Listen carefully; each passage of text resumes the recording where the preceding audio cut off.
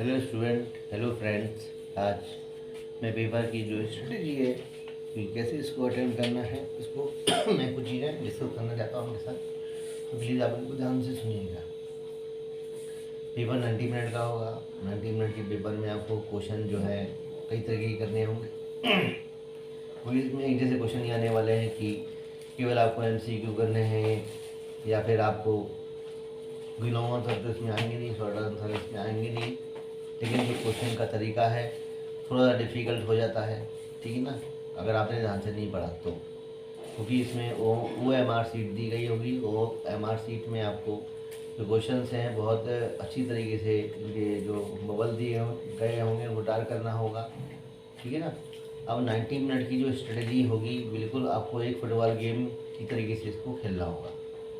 अब वो सबसे पहले होगी, पेपर आपको मिलेगा। पेपर को पढ़ने का समय आपको दिया जाएगा 10-12 मिनट 15 मिनट का, जैसे पहले दिया जाता था सारे बच्चों को।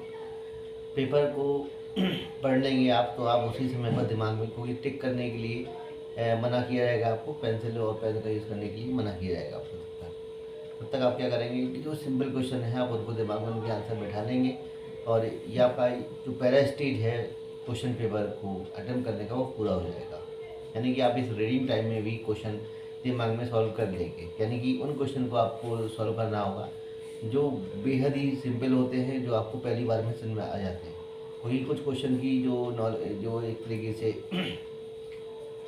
लिटरेरी पार्ट होता है, जो इसका एक तरीके से लैंग्वेज पार्ट होता है, थोड़ा डिफ़िकल्ट होता है, इसको थोड़ा समझने में देर लगती है। तो आप उसको कैसे अटेम्प्ट करेंगे कि जो क्योंकि क्वेश्चन यहाँ पर MCQ बेस्ड होंगे, असर्शन रीजन बेस्ड होंगे, पैराग्राफ बेस्ड होंगे, ठीक है ना, और मैप्स बेस्ड होंगे। तो आपको इसमें थोड़ा सा सतर्क रहने की ज़रूरत है, बी काशियस होने की ज़रूरत है। यानी कि थोड़ा सावधानीपूर्वक आपको क्वेश्चन को पढ़ना होगा, क्योंकि कभी कभी यहाँ पर ज्योग्राफी और इकोनॉमिक्स के क्वेश्चन एक जैसे भी लग सकते हैं। तो इस कंडीशन में आपको इससे बचना होगा। MCQ जो है किस तरीके से दिए गए होंगे, MCQ कैसे आपको हैंडल करना है, ये सबसे इम्पोर्टेंट बात देखी जाएगी आपके लिए, ठीक है ना। MCQ जो है वो तकरीबन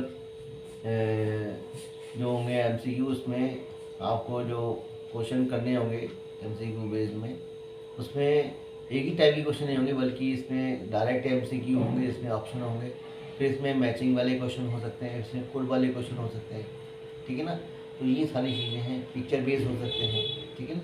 ये सारी चीज़ें आपको ध्यान से देखनी होगी। अब आपको करना क्या है, सिंपल MCQ होंगे तो निश्चित तौर पर आपको जो सिंपल MCQ होंगे आप उनको ध्यान से पढ़ेंगे।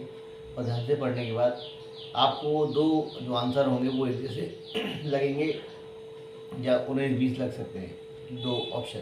तो आप क्या करेंगे कि इन दोनों में से सबसे बेस्ट सूटेड आंसर कौन सा होगा उस क्वेश्चन के लिए। तो अगर आपको कन्फ्यूजन थोड़ा हो रहा है तो आप इसमें थोड़ा सा होल्ड करेंगे, अपने आप को थोड़ा रोकेंगे, फिर आगे वाले क्वेश्चन में चल देंगे आप इस तरीके से। तो जब आप सेकेंड क्वेश्चन में पहुँचेंगे तो जाती बात है कि आपको वहाँ पर थोड़ा सा डिफरेंट क्वेश्चन लगेगा, तो वहाँ पर भी आप इस प्रकार की स्ट्रेटेजी अपनाएंगे। सपोज करिए कोई पिक्चर बेस्ड क्वेश्चन आ गया एग्ज़ाम में, तो पिक्चर बेस्ड क्वेश्चन में मुख्य तौर पर सिविक्स में जो पिक्चर हैं वो पूछे जाएंगे, और जो हिस्ट्री में हैं पिक्चर वो पूछे जाएंगे। हिस्ट्री में जो पिक्चर पूछे जाएंगे मुख्य तौर पर जो कार्टूनिस्ट हैं, जो आर्टिस्ट हैं, जो पेंटर हैं, उन्होंने ये पिक्चर कुछ बनाई होंगी। आपको उनको ध्यान से पढ़ना होगा, क्योंकि आपको जो पहले वाले जो वीडियो थे उसमें मैंने सभी तरीके से जो पिक्चर बेस्ड स्टडी थी, जिनके पेंटर थे, आर्टिस्ट थे, जो उनके कार्टूनिस्ट थे, उन सभी के नाम मैंने आपको बता दिए थे, हिस्ट्री में खास तौर से। तो इस तरीके से जो प्रॉब्लम है वो शायद आपको ना हो, ठीक है ना। तो आप तुरंत ही, जैसे कि सपोज करिए कि जो चियोस जो मैसेकर हुआ था वो फ्रांस में हुआ था, वो चियोस नाम की जगह थी। तो इससे प्रिंट को, इससे चित्र को किसने बनाया था, तो आप बोल सकते हैं कि डेलाक्रोक्स नाम के कोई किसी पेंटर ने बनाया था। अब इसमें रीज़न हो सकता है कि भाई क्वेश्चन ये पूछा जा सकता है कि कोई पेंटिंग दिखाई दे रही है, इसमें जो सिंपैथी है ग्रीक लोगों को फेवर में लेकर उसको बनाने वाले जो चित्रकार थे उनका नाम क्या है। तो डेलाक्रोक्स नाम के कोई चित्रकार होंगे, उनका आपको टिक करना है, ठीक है ना। या फिर पेंटर को लेके ना पूछ के वो पूछ सकते हैं कि भाई इसमें जो सिंपैथी है वो किन लोगों को के, के किन लोगों की सिंपैथी को गेन करने के लिए इस चित्र को बनाया गया था। तो इसमें ग्रीक हो सकता है, इसमें फ्रेंच हो सकते हैं, इसमें जर्मन हो सकते हैं, ठीक है ना। तो निश्चित तौर पर आपको ऐसे क्वेश्चन के लिए थोड़ा सा दिमाग में थोड़ा ध्यान देना होगा, क्योंकि ऐसे क्वेश्चन जल्दबाजी में मतलब गलत भी हो सकते हैं और गलत मतलब बहुत ज़्यादा डिफिकल्ट भी आपके लिए हो सकते हैं। तो आपको ऐसे क्वेश्चन के लिए थोड़ा बचना होगा, थोड़ा रुकेंगे आप, क्योंकि अगर आपने स्टडी कर रखी पूरी किताब तो निश्चित तौर पर वो क्वेश्चन आपके दिमाग में क्लिक कर जाएगा। अगर आपने नहीं पढ़ी है तो फिर निश्चित तौर पर आपको डिफिकल्टी का सामना करना पड़ सकता है। मैथमेटिक्स क्वेश्चन जो होंगे उसमें से अधिकतर में ये देखा जाता है कि अगर 2 या 3 सेट आपस में मैच हो रहे हैं तो अपने आप चौथा वाला अपने आप मैच हो जाता है। लेकिन कभी कभी इसका जो ओवर कॉन्फिडेंस होता है वो दिखाने की जरूरत नहीं होती, बल्कि हम इसको 2-3 बार में समझेंगे, ठीक है ना। और जो उनसे रिलेटेड चीज़ें हैं उनको भी उनसे जोड़ के देखेंगे। अगर वो वाकई मतलब बिल्कुल हमारी स्टडी के हिसाब से सही आ रहे हैं तो फिर हम उसको फाइनली मैच कर देंगे, अदरवाइज थोड़ा रोकेंगे। फिर इसके बाद कोड बेस्ड क्वेश्चन होंगे। कोड बेस्ड क्वेश्चन में होगा ये कि 2-3 स्टेटमेंट दिए गए होंगे, उसके लिए नीचे जो कोड दिए गए होंगे उसमें ए में क्या होगा कि फर्स्ट और सेकेंड स्टेटमेंट सही है, या फिर दूसरे में होगा सेकेंड और थर्ड स्टेटमेंट सही है। फिर चौथे में जो सी में होगा वो, तीसरे में क्या होगा कि जो थर्ड नंबर का स्टेटमेंट सही है, और जो चौथे नंबर के जो मतलब कोड दिया गया डी नंबर का उसमें ये बोला जाएगा कि इनमें से कोई नहीं, नन ऑफ देम। तो इसमें भी थोड़ा आपको सावधानीपूर्वक देखना होगा। कैसे देखना होगा कि भाई कोई क्वेश्चन आ जाता है इस प्रकार का, सपोज करिए किसी क्रॉप्स के लिए भी पूछा गया, सपोज करो शुगर केन के लिए पूछा गया। अब शुगर केन में जो रेनफॉल है वो कितनी चाहिए, 100 मतलब जो सेंटीमीटर रेनफॉल चाहिए। टेम्परेचर कितना चाहिए, तो आप बोलेंगे भाई 75 के आसपास चाहिए या उससे ज़्यादा चाहिए, ठीक है ना। और शुगर केन है, कौन सी क्रॉप्स है, कौन सी सीज पैटर्न में आती है, तो खरीफ में आती है, ठीक है ना। तो ये सारी चीज़ें जो हैं, और इस मतलब ये सारी चीज़ें जो हैं वो आपको उस कोड में दी गई होंगी। तो आप बोल सकते हैं तीनों सही हैं। अगर सपोज करिए इनमें से कोई डिफरेंट सेंटेंस आ जाता है, टी को लेके आ गया, कॉफ़ी को लेके आ गया कि कॉफ़ी में जो रेनफॉल चाहिए वो इतनी चाहिए, 200 के आसपास चाहिए सेंटीमीटर, रबर में चाहिए 200 सेंटीमीटर के आसपास रेनफॉल, ठीक है ना। तो ये सारी जो स्टेटमेंट है वो आपस में, अब आप बोलेंगे हाँ भाई जो इसके रबर के लिए दिया गया 200 सेंटीमीटर रेनफॉल, ठीक है ना, तो वो आपस में मैच नहीं हो रहा है, वो आपस में जो कोड है वो सही नहीं जा रहा, ठीक है ना। तो ऐसी कंडीशन में आप जो मतलब एक्यूरेट जो स्टेटमेंट दिए गए होंगे, आप उनको जो कोड दिए गए होंगे आप उनके हिसाब से इसको सही करेंगे, ठीक है। इसके अलावा कुछ स्टेटमेंट, कुछ क्वेश्चन ऐसे होंगे जिसमें आपको ये पूछा जाएगा कि जो स्टेटमेंट है वो करेक्ट है कि नहीं है। सपोज करिए स्टेटमेंट पूछा जाता है जैसे कि मैं जो वैसे मैजनी या ड्यूक मेटरनिक ने बहुत सारे स्टेटमेंट बोले हैं, different diseases all the Europe got cold, ठीक है ना। तो ये स्टेटमेंट किसने बोला है, तो आप बोल सकते हैं ड्यूक मेटरनिक ने बोला है। तो इस तरीके से और भी स्टेटमेंट हैं जो भी जिसके द्वारा बोले गए हैं, या स्टेटमेंट जो है वो करेक्ट हैं कि नहीं करेक्ट हैं, इस पर भी थोड़ा ध्यान देना होगा।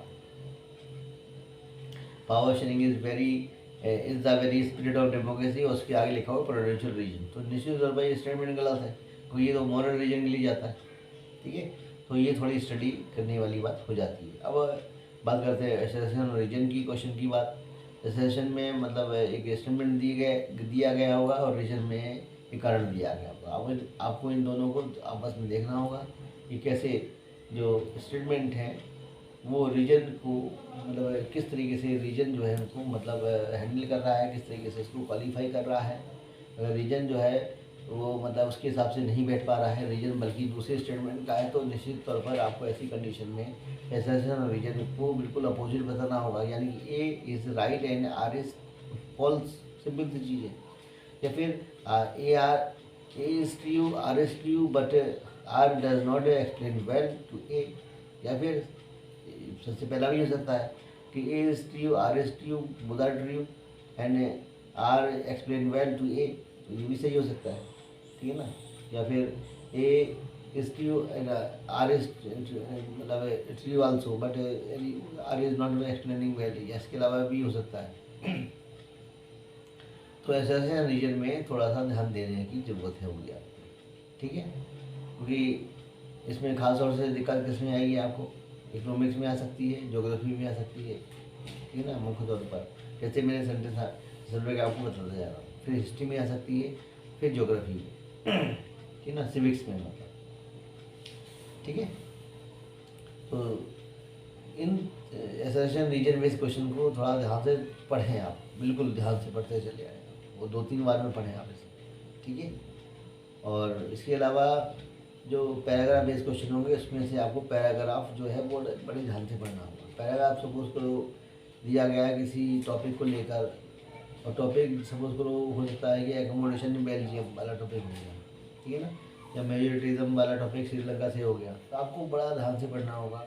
4 क्वेश्चन इसमें दिए गए होंगे। अब 4 क्वेश्चन में से जो है आंसर आपको इसमें से सर्च करने हैं, या फिर क्या पता है अंडरस्टैंडिंग में इस क्वेश्चन पूछा गया है, पर आंसर तो इसमें नहीं होगा, बट आपको समझ के आंसर देना होगा, ठीक है ना। कि भाई जो बेल्जियम है उसकी कैपिटल जो है ब्रुसेल्स, इसको यूरोपियन यूनियन का हेडक्वार्टर क्यों बनाया गया, तो इसको लेकर भी क्वेश्चन जो है इसी एकोमोडेशन वाले फैक्टर में छुपा हुआ है, ठीक है ना, सिंपल सी चीज़ है। तो ऐसी कंडीशन में आपको अंडरस्टैंडिंग बेस्ड क्वेश्चन को ध्यान से करना होगा। जो डायरेक्ट आंसर दिए गए हैं पैराग्राफ में उनको आपको रिलेट करके क्वेश्चन से लिखना होगा, ठीक है ना, मतलब लिखना क्या होगा, आपको टिक करना होगा, क्योंकि इसमें लिखने वाली तो कोई ऐसी नहीं है। तो ध्यान से आपको वो स्टेटमेंट जो है, क्योंकि स्टेटमेंट जो दिए गए होंगे कि पूरा सेंटेंस से आंसर हो रहा है कि 1-2 वर्ड्स आंसर हो रहे हैं, ठीक है ना, ये हाफ सेंटेंस आंसर हो रहा है, तो इसके लिए थोड़ी सी सावधानी बरतने की जरूरत होगी आपको। पैराग्राफ बेस्ड में ये थोड़ा ध्यान देना होगा। कभी कभी पूरे सेंटेंस की हमें ज़रूरत ही नहीं है, आप पूरा सेंटेंस लिखते चले आ रहे हैं, ठीक है स्टूडेंट। इसके अलावा जो अपना नेक्स्ट जो होगा पार्ट क्वेश्चन का वो होगा मैप।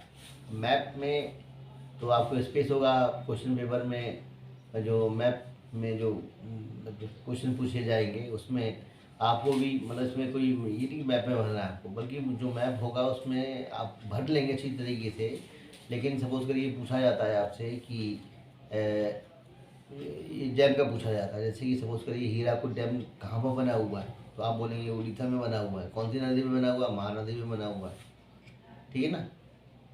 तो ये थोड़ा ध्यान से आपको पढ़ने की जरूरत है, ठीक है ना। जैसे एग्रीकल्चर के लिए में पूछा गया है कि जो मेजर जो वीट प्रोड्यूसिंग स्टेट जो हैं वो कौन से हैं, तो निश्चित तौर पर आप जो अब मैंने आपको बताया था कि तो गैंजेटिक जो वैली रीजन है वहाँ से लेकर आपका जो बिहार तक का रीजन है वो मतलब मेजर वीट प्रोड्यूसिंग रीजन में माने जाते हैं, ठीक है ना। तो ये थोड़ा सा ध्यान देने की जरूरत होगी। फिर सॉइल में कोई सॉइल और क्रॉप्स में थोड़ा सा ये थोड़ा कॉम्बिनेशन हो जाता है, ठीक है ना, कि उनमें थोड़ा क्षेत्र पूछा जाता है, जबकि डैम्स में या फिर किसी क्रॉप्स को लेकर क्रॉप्स में भी रीजन पूछा जाता है।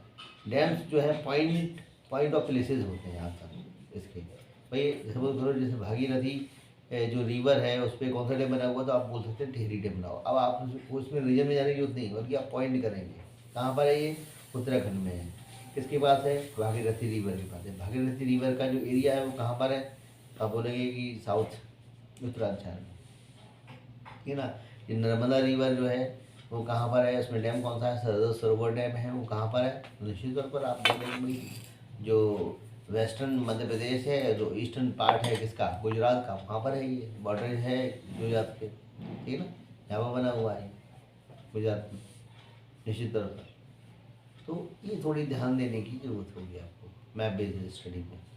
तो अच्छा, इसके बाद फिर आपने कुछ क्वेश्चन छोड़े भी हुए हैं साथ में, तो जो कुछ क्वेश्चन छोड़े हुए हैं उनको भी आपको ध्यान से पढ़ना होगा फिर से, क्योंकि जो आपने क्वेश्चन छोड़े थे डिफ़िकल्ट लैंग्वेज की वजह से, अब उनको फाइनली करना तो है ही आपको। तो आप यहाँ वहाँ ना देख कर अब खुद अपने आप में विश्वास रखेंगे और उनकी लैंग्वेज को फिर से पढ़ेंगे, ठीक है ना, क्योंकि ऐसे क्वेश्चन जो है बाकी डिफ़िकल्ट हो सकते हैं। सपोज करो एक क्वेश्चन आ गया कि हिस्ट्री वाला है कि जो जर्मेनिया है वो गार्डनिंग कर रही हैं और स्वॉर्ड को लेकर स्वॉर्ड से, और कौन सी रिवर के पास ये खड़ी हुई हैं। अब उसमें रिवर्स बताई गई होंगी, निश्चित तौर पर जो इसमें सबसे ज़्यादा रिवर डिस्कस की गई है इस लेसन में वो राइन रिवर डिस्कस की गई है, और राइन रिवर कहाँ की है, जर्मनी की है। और किसी दूसरे कंट्री की कोई रिवर इसमें डिस्कस की ही नहीं गई है। तो आपको निश्चित तौर पर अगर आपने इसको वाकई में स्टडी किया होगा तो आप बोल सकते हैं हाँ भाई ये राइन रिवर है। ये हिस्ट्री का पैट मामला हो गया। समझ लो ज्योग्राफी में कोई क्वेश्चन आ गया।